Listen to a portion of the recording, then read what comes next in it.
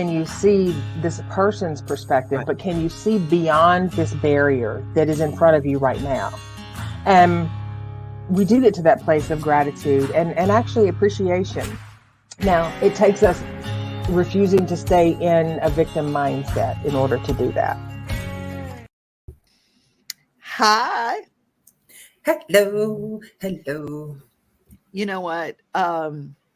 I'm so excited. I'm not like Mr. Rogers. Teri gave me a sweater. It's one of those big, long, comfy sweaters. I feel like I'm wearing a comforter. It just feels so good. It is my comforter.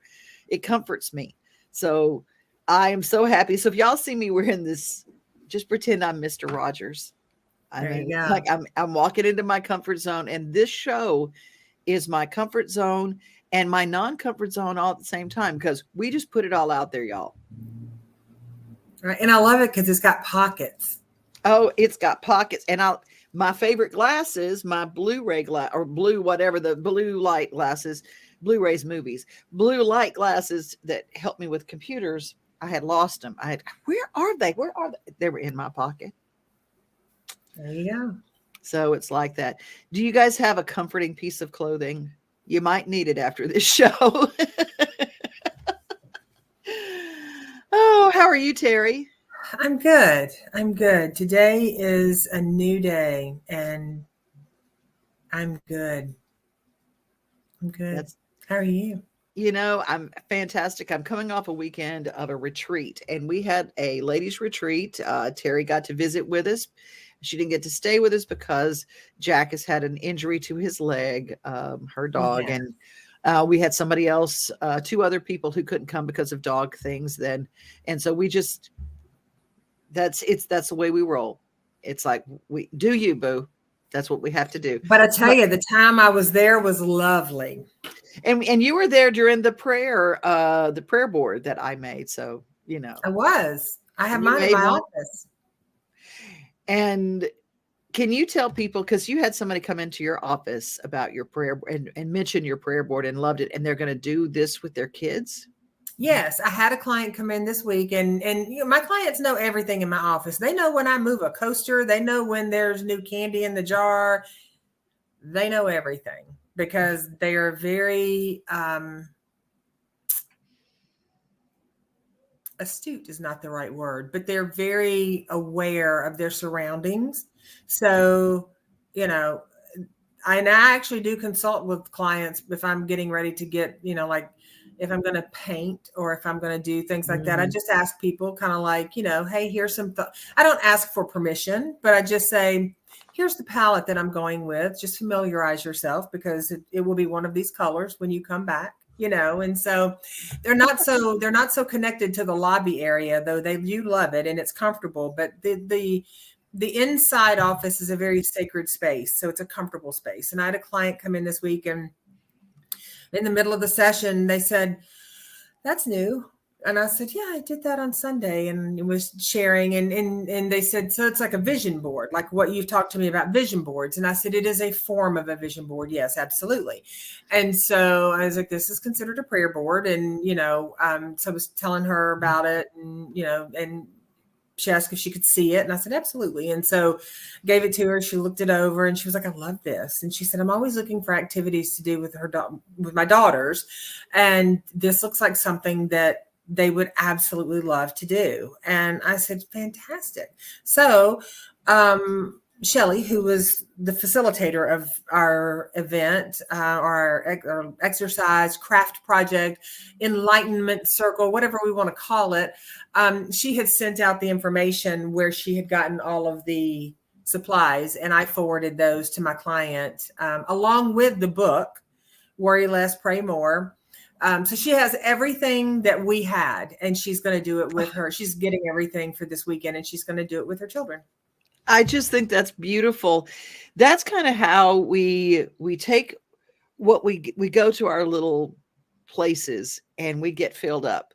But if we just hold it inside for us and we don't share it, it's kind of a waste of that immense gift, because we can take it on ourselves, but if we share it with somebody, the gift gets bigger within us. And that's what I love. It, you know, and if you guys would like to be part of future retreats that we do, whether it is because there will be, we have some retreats planned for women's groups, we have some family ones, and we have some where men and women who don't have to be coupled up, just people can come. And so we have some. So if you are interested in future retreats that we will have planned, you just put that in the comments here, and I'll reach out to you, and then I'll start an email stream with you, and so to let you know when we're going to do something. All right, moving on. Our subject today. Whew, that's what is our subject today? I always love this time of the show. I'm like, what are we talking about today? What are we talking about today, Devon? I find out what's bothering me, and I just basically I invite y'all into my session where I'm. And this one is just like the name started out. Why the hell am I so pissed? But so I can't help it. I'm angry. Okay. The relationship is over. The abuse, the lying, the gaslighting, the narcissist is moved on to somebody else. You have blocked. You're not connected. But why in the hell, years later, are you still angry? Why? Even sometimes more angry than when it actually happened. You have found your anger shoes and you walk around in them, and it just pops up. Most of the time you're okay, but then sometimes you just go, ah. That's what we're talking about today. All righty. I cannot relate to that at all. So,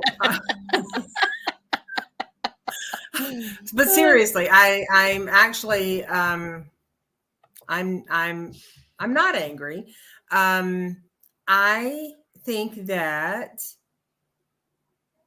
the reason that people tend to recycle through anger is because they're still wounded about whatever is unfinished business in their life. And a lot of times, a person that's an unwell person in somebody's life, whether it's a boss, a coworker, a partner, a parent, a child, whomever it is, there can be a sense of injustice, especially if you feel like you're a good person. Mm-hmm. Why someone has the ability, the wherewithal, and the desire mm-hmm. to hurt you when you're a good person. Now, even that unwell person can look in their mirror and go, why do they want to hurt me? I'm a good person. Mm-hmm.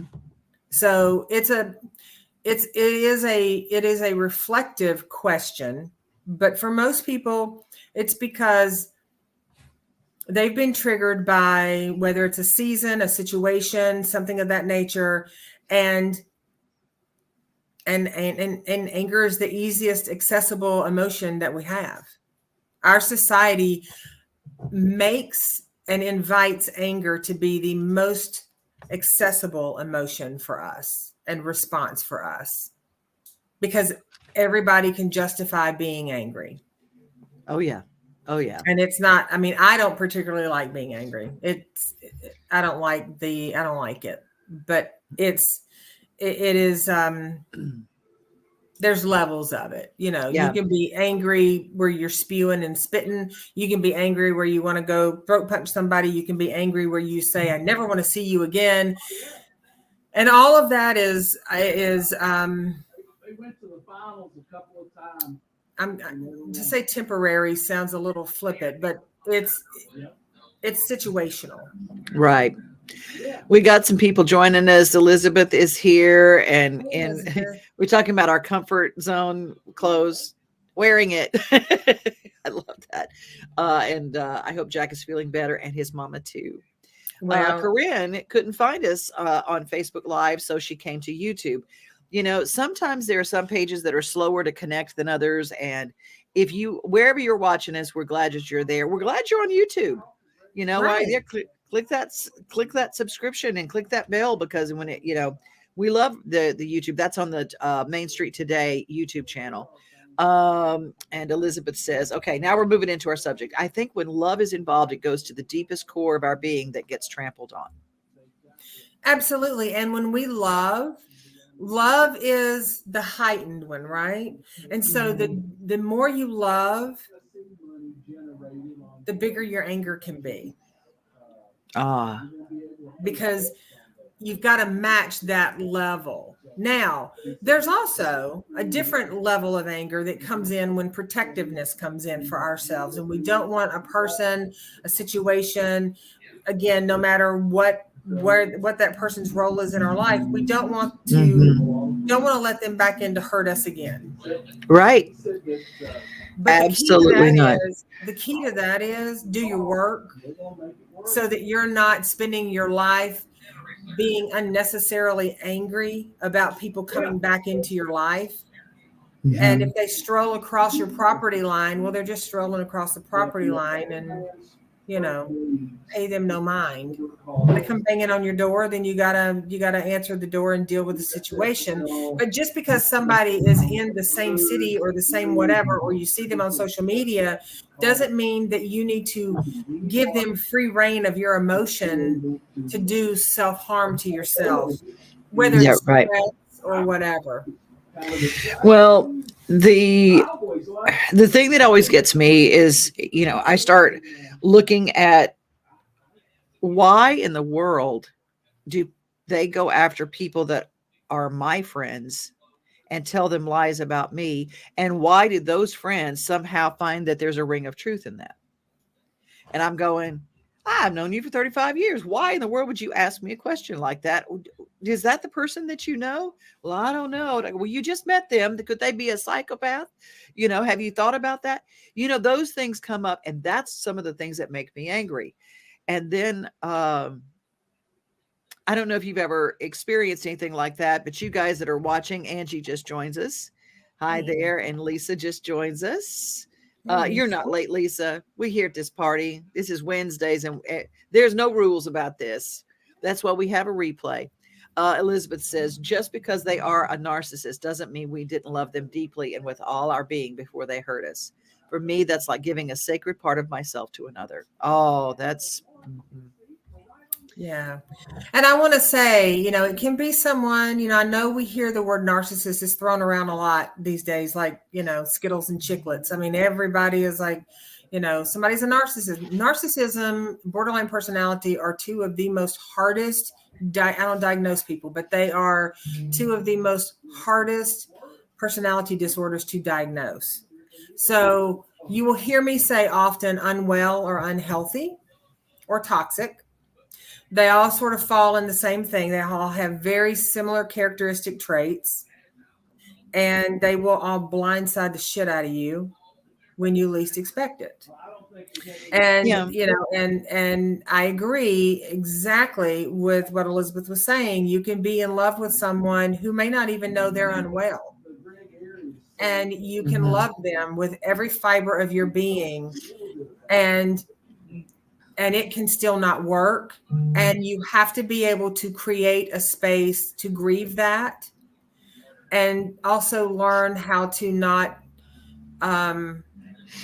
live in that hurt, because living in that hurt, you're living in invisible shackles, and you're creating a limited future for yourself. Yeah, it's the resentment seeds that got sown that were really hard for me. That was, there was a lot of resentment, but I used to have this, but I used to have this, but I used to have this. And this was what my house looked like. And this is what there are things that I had that I start grieving that more than the person, and then getting rid of the thought of they're going to get theirs and praying for karma to heap coals on their head, that. I was really struck, it's been years now at this point, but I was struck by and you can call it what you want. I call it the Holy Spirit nudge. Pray for your enemy. And it's as if God was sitting right in the room with me. Because I have a lot of quiet time when I'll just go and sit out, and, God has a name. He calls me, and I know that it's him. I feel it. I feel his presence. And it's like, pray for your enemy. And I go, well, you're going to have to tell me what to pray because I can't do that. I'm just like, I mean, I'm having this. Lisa says the God smack. Yeah, but he does it with a kiss for me. I think it's that he does it with a hug and says, okay, you want to get better? Pray for them. And it was almost instantaneous. Carrying around that anger suitcase for this long, I felt the thing. I felt it come off of me. It was like, it wasn't like I want to go have coffee with them. It wasn't like I had to, but I don't want to get even. I don't want them to have ill will. It's just like it vaporized. All of that stuff going on in my head vaporized with praying for my enemy. And I prayed good into their life. And I prayed, it's like that they find you, that they walk in your path, that they get the desires of their heart, and that they get well. That they get well.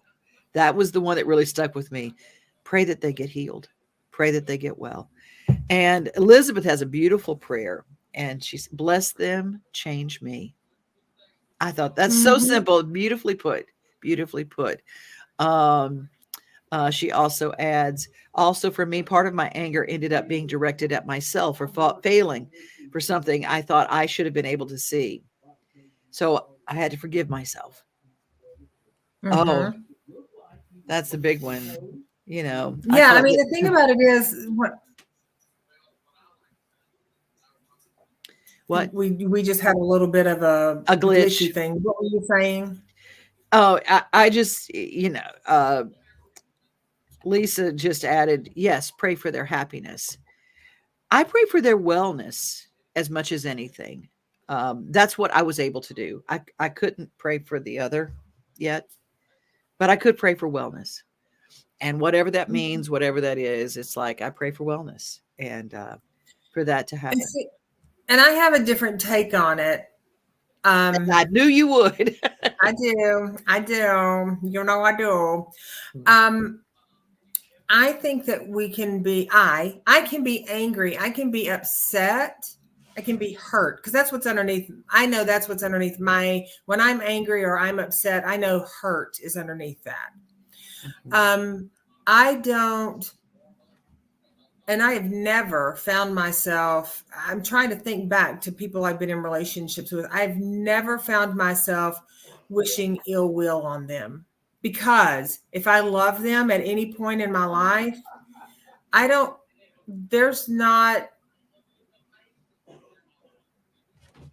if I love them, I can't hate them. I just can't. I can't wish ill will on them. And I get it. Everybody's like, oh, aren't you just special? Not really. But I think that if I truly love someone, it would be just there would be a discord there if I tried to hate them. Now, I can be incredibly disappointed with how they've shown up, incredibly hurt. But I don't hate, now some people might not, that. But. Elizabeth says, I have, but I don't think I really loved him to begin with. Well, and you know what, Elizabeth, that's a very good point. And that was ruminating in my head was I wonder if people who get in that space of just really hating someone, part of that I think is a trauma response. But then I also wonder if you can get into a part like we talk about the unwell people, the borderline people, the narcissist people. If one of those folks can get into a place where they just downright hate that other person, I'm willing to bet they never really loved that other person to begin with. It just didn't go the way they wanted it to go. So now they're pissed. And do we get upset for ourselves for loving someone like that? We could, but what's the point? Every relationship you've ever been in, there's a gift in that. You've had to have had some good times in it. You've had to have had a learning experience in it. And if I walk away not hating, then that's a win for me. And I just don't, I want everyone to be happy. And sometimes it hurts thinking about someone else being happy. Not that you don't want them to be happy, Right. but it Right. hurts thinking about them being happy. Um, I'm just gonna be just honest. I There's that expect nothing Psalm, less. you know, they pray for him, and I'm gonna pray the scripture on that one, the Psalms, where it says heaping a bowl of hot coals on their head. That's what I'm gonna pray, God. That's what I'm gonna pray, because I'm gonna tell you, my anger suitcase, you know, stomping mad because I brought goodness to this. I brought kindness to this. I really wanted to be good in this situation. And, you know, this was someone I worked with, and it was just like, and they did what? You know? And it's an interesting thing. It's an interesting thing. And I get asked about this person every single day of my life. And sometimes I get mad. And I'm going, oh my gosh, when is that day going to go? When, you know, they're not constantly a part of the question, you know.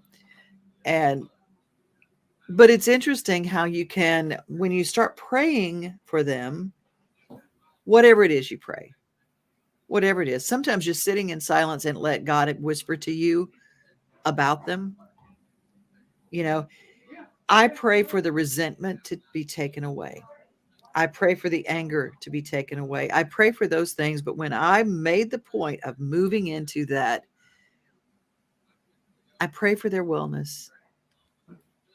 I pray that they're just okay, that they feel better, that they don't hurt so much that they have to hurt other people, that they don't have to manipulate anymore. Because I'm going to tell you that manipulation is like kudzu, and it wraps around people very quickly. It's just like, and it taps in, and you can see with, and I'm going to use the word narcissist because a narcissist sociopath is what I have had the most dealings with. It's graduated for me because in the codependent lifestyle, which is my ism, you attract, if you're not doing your own work. For me, if I didn't do my own work, I would keep attracting not only the narcissist that I started with, then the narcissist with a little bit more power, and then to the 10th power. And then all of a sudden you get into, wow, well, that wasn't enough. Let me get into this. Let me get into that. And you repeat these patterns until you do the work for yourself. It's like the sober person who says, I'm just not going to drink anymore, but they don't do their work. It's like sobering. What do you have when you sober up the horse thief? You have a sober horse thief. You got to deal with your own ism. Because Teri, what did you ask me when we first started talking about these people in my life that I kept attracting? What are you getting out of it? I remember that question. I bristled up like a porcupine. Go, I mean, I like a cat that just saw a big dog that ran in the room. You know, those Halloween decorations of the cat. Go, yeah. That was what I looked like. And some people will attract these individuals into their life, and other times you don't see it. Mm-hmm. You just don't see it. And again, like we talked about last week, there's a mirroring effect that happens. And so there's all of this truth that's there that's not being unveiled just yet. And then when people feel really safe, they unveil it, and then there's a shame for unveiling it. So they whip it back, and then everything starts to change. Everything. And then by that point, people are needing to believe that it can be better, that there's love there, that there's friendship there, that there's whatever it's there that they need it to be. They need it to be there. And then it's conditional. It's all conditional. Every bit. Elizabeth says they're ugly, they're hurt, and their meanness doesn't ever change our goodness, though. Oh, that's a good line. That's good, Elizabeth. That person being ugly will never take away your beautiful soul, Devon. Thank you. Thank you. People who truly know and love you know that person is full of shite and not to be listened to.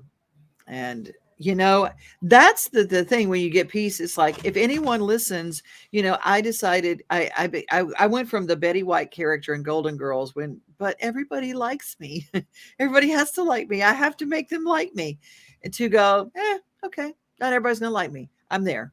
Candy Seaton just joins us. Hi, Candy. It's good to have you here. Let's move this into, we tend to go into work relationships, love relationships. Let's talk about parental relationships. Now, that is the box that our littles carry around, and being angry at a parent for something that happens when you were 9, that comes up, doesn't it? Sure. I mean, I think I think any of our littles at any given time can be angry with a parent for things that happened when we were younger.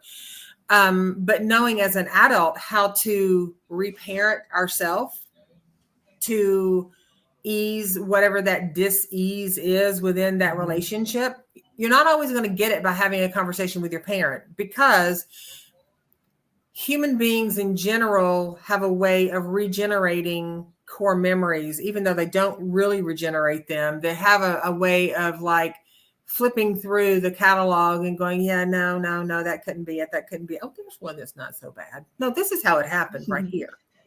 And it's like, no, that's not how it happened. Yeah, it is. You were so young. You're remembering it wrong. Hello, there's my traveling gypsy, Brenda Williams. This discussion is so timely. Thank you. Well, Brenda, it's good to have you here. You know, that parental thing is really weird. I remember bringing up something, and I'm not going to talk out of school, but I mentioned something, and you said, well, what would you have them do? And that was one of those Teri questions that stops you. Okay, what would it take to move you past this? You want them to just suddenly be different in their 80s than they were in their 20s? Do you want them to say, I'm sorry? And then finally, for me, it was like, well, yeah, that's right. My little said, I want her to say she's sorry. I know I was a sniveling mess.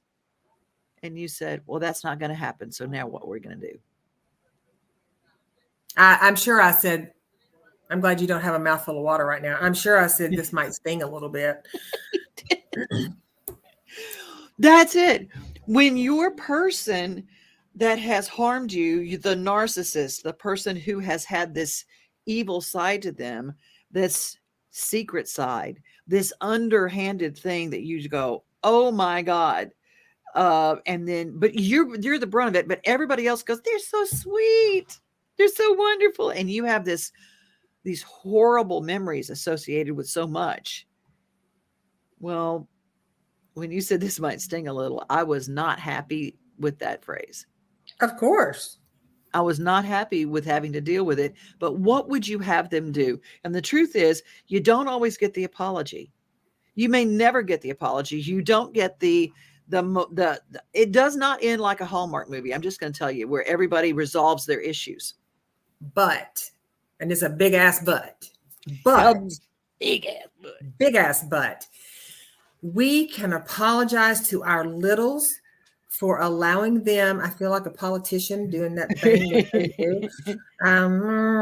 We can apologize to our littles. We can apologize to that younger version of ourselves. We can make sure that part of us is okay.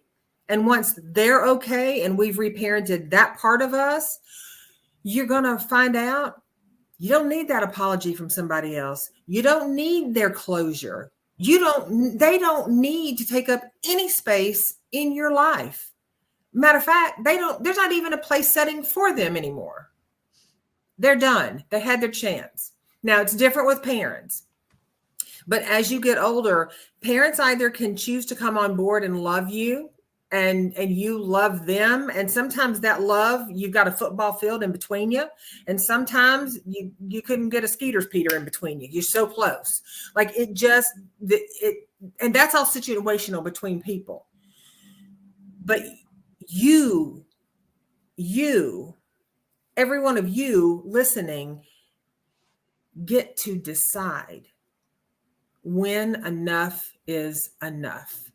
Stop putting happiness, power, love, appreciation, gratitude, worth, esteem, stop putting that in everybody else's pocket. Because when these people walk away, and a lot of them will walk away, they walk away with a part of you that you won't ever get back, because they don't give a shit enough to give it back. So don't give it out. Now, yes, we're going to fall in like and in love with people that are in our life, and we're going to want them to be there. A healthy person will make sure that they do their own reconciliation, and that there isn't this broken ugliness in between a separation, a leaving. It might not be the first 10 minutes of it, but a healthy person will come back and say, hey, this wasn't necessarily, the way I wanted it to be. But if you're involved with somebody that is acting like a 10-year-old, a 12-year-old, a 15-year-old, and they want to leave, Tyler Perry says it best in when he's Medea, let them go. Let them go. And everybody collectively said, as know. Lisa says, drop the mic, Teri. I don't have the mic, but I got some of Jack's duty bags there. Elizabeth says, I've also learned that I can't let past hurts and pains stop me from opening my heart in the future. Elizabeth, you're bringing up a very, very good point. Absolutely. When someone leaves that is detrimental to your soul and they take a piece of you with them, guess what? That piece can be a gaping open, sucking chest wound until you say, I'm going to let somebody else in. I'm going to love again. I'm going to find my joy. I'm going to do that. And I'm going to find nourishing people that don't make me feel the last. I'm literally going to find people who nourish this. And all of a sudden that hole is completely healed. I mean, it gets healed. It's the wildest thing. And you don't have that big sucking chest wound anymore. Don't let the person who leaves take that and leave that gaping hole. And you think you are too unhealthy to ever love again. I'm going to be angry. I'm going to hurt. And that wound will stay there as long as you let it. But you can feel it, and it will heal. It will heal. And when you get nourishing, now I'm going to tell you something, when that nourishing person comes into your life and nourishing people, it's going to be uncomfortable as hell. Because you're going, I'm not going to let them do this for me. I'm not going to let them buy me a gift. I'm not going to let them say nice things to me, because if they say nice things, I cannot trust that. That'll pass too. That will definitely pass. It feels good to feel good. But here, first and foremost,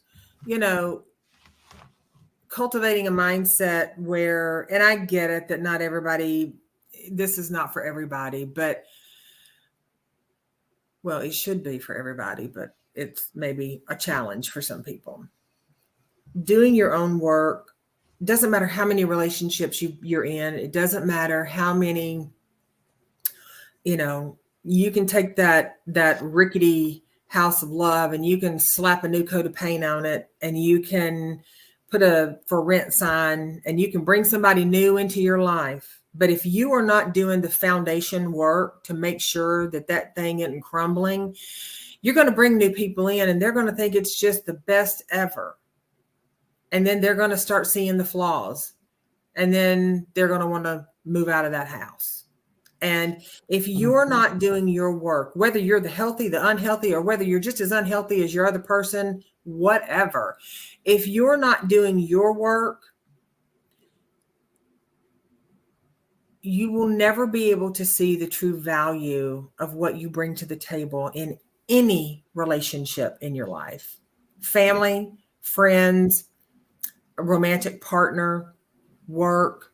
You will always have self-doubt, and that will be hidden by anger, by denial, by withdrawal, by gaslighting, by talking shit about people behind their back. You will always be a person who will try to be a victim, because that gets the attention. When you let that person walk away and that hole is in your heart, all they're walking away with is kudzu. They're just walking away with visualize it as them walking away. They're taking their toxic with them. And if that happens to leave a little hole in your heart or a big hole in your heart, you turn that inward on yourself and you start self-loving yourself, and you're accountable with yourself. You call bullshit on yourself. You're accountable with yourself. You hold yourself in the same regard you would hold anyone else, in any friend in light with. And you look at your accountability and you look at what needs to change. And then you be courageous enough to start making those changes, because when you start changing, it changes all the dynamics around you. And sometimes you lose friends over it. But you know what? If you're losing a friend because you're bettering yourself, then that person was a low rung friend. They were one of those friends that might be okay with you getting so high up into your wellness, your happiness, your joy. But once you got too far ahead for them, they're going to start pulling you back down. You don't need friends like that. You don't need friends. You don't need lovers. And if you've got family like that, then you need to set some boundaries with them too. I don't know why when you started saying that, Uptown Funk started playing in my head. Dun, dun, dun, hallelujah. Because that's the truth. And you don't have to erase a family member, but the boundary thing, very important. You don't have to say yes to everything anymore. You don't have to feel beholden to that anymore. You go, I say, I start putting people in categories, and I don't use the word friend lightly anymore. Oh, they're my best friend. I love them. They're the greatest. If I've met them twice and I've hung out and I've had deep conversations with them twice, not in the friend zone, I've met them. We've had a couple of really good conversations. Be honest with yourself about who people are. When they tell you who they are, believe them. And when you know who you are, believe yourself and figure out where you are in this. If you start feeling a physical reaction to someone in your life, a physical reaction like you're ill with them or nervous or anxious or those things, pay attention to those things, because our body and our psyche will tell us things when danger, Will Robinson, danger. There's, our psyche picks up on stuff, but we will rationalize those people out because it's so fun and so rosy to fall in love. Well, and you bring up a good point about friendship, like knowing your friends. Like I know people who